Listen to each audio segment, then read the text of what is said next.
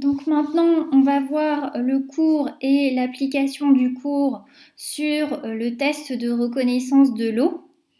Donc pour chercher la présence d'eau, qu'est-ce que j'utilise? Eh bien, je vais utiliser le sulfate de cuivre anhydre, qui est une poudre blanche. Quelquefois, on te dira qu'elle est grisâtre. Si cette poudre, eh bien, elle devient bleue au contact d'une substance, alors tu peux dire que cette substance contient de l'eau. En revanche, si la couleur du sulfate de cuivre anhydre ne change pas, donc c'est-à-dire si elle garde sa teinte blanchâtre, grisâtre, alors tu peux être sûr que la substance ne contient pas d'eau. Maintenant, ce que je te demande de faire, c'est la partie ai-je bien compris et 4 exercices d'application du cours. Donc tu vas pouvoir mettre sur pause la vidéo et quand tu as cherché les exercices, tu peux venir voir la correction. Donc maintenant, je vais corriger le ai-je bien compris. Donc on te demande quelle est la couleur du sulfate de cuivre anhydre après plusieurs jours à l'air libre et que nous indique cette observation sur l'air qui nous entoure. Donc en début d'expérience, on avait un sulfate de cuivre anhydre, donc une poudre de couleur blanchâtre, grisâtre.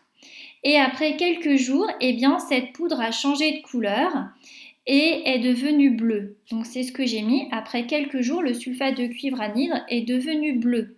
Donc qu'est-ce que ça veut dire? Ça veut dire qu'il s'est hydraté à l'air. Et qu'est-ce qu'on peut en conclure? S'il est devenu bleu, eh bien ça veut dire que l'air contient de l'eau. Et ça, il ne faut pas que ça te choque, hein. On dit bien souvent que l'air est chargé en humidité.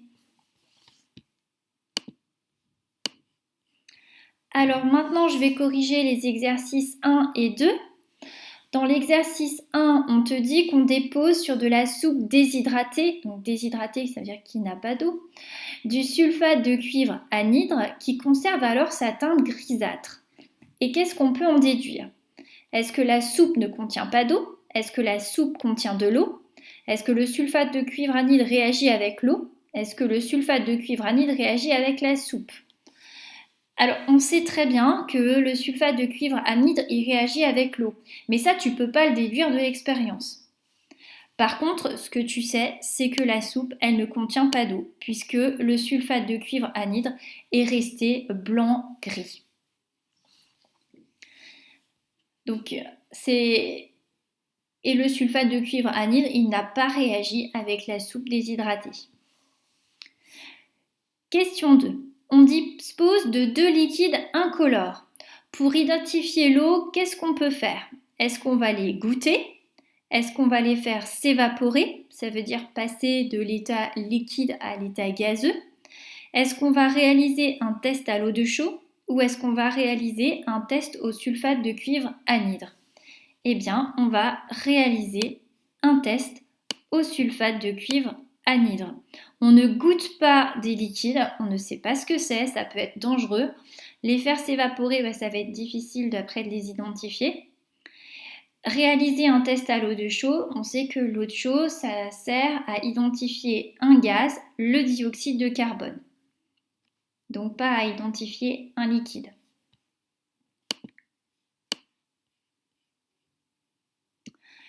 Je t'ai demandé également l'exercice 4. Parmi les 4 liquides suivants, pour lequel est-il difficile de déterminer s'il contient de l'eau? Du lait, une encre bleue, de l'huile ou du jus d'orange? Alors, tu sais que tu vas utiliser, pour déterminer si un liquide contient de l'eau, du sulfate de cuivre anhydre qui est blanc. Et si jamais ce liquide contient de l'eau, alors le sulfate de cuivre anhydre va devenir bleu. Bon, alors le lait, c'est blanc. L'encre bleue, c'est bleu. L'huile, c'est jaune. Et le jus d'orange, c'est orange. Le problème, ça va être avec l'encre bleue. Parce que quand tu vas mettre de l'encre bleue sur du blanc, ça va tourner au bleu. Mais tu ne sais pas si ça va venir de la couleur de l'encre ou alors du sulfate de cuivre. Donc c'est l'encre bleue.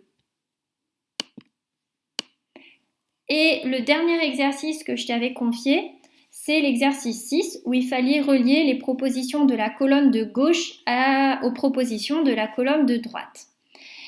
Qui ne contient pas d'eau? Eh bien ça c'est simple, on a vu la définition, c'est anhydre. Parce que A ça veut dire sans et hydre eau, donc sans eau. Sulfate de cuivre hydraté. Donc le sulfate de cuivre quand il est hydraté, eh bien il est bleu. Donc ça veut dire quand le sulfate de cuivre contient de l'eau, il est bleu. Quand le sulfate de cuivre est anhydre, c'est-à-dire quand il ne contient pas d'eau, il est blanc, blanchâtre.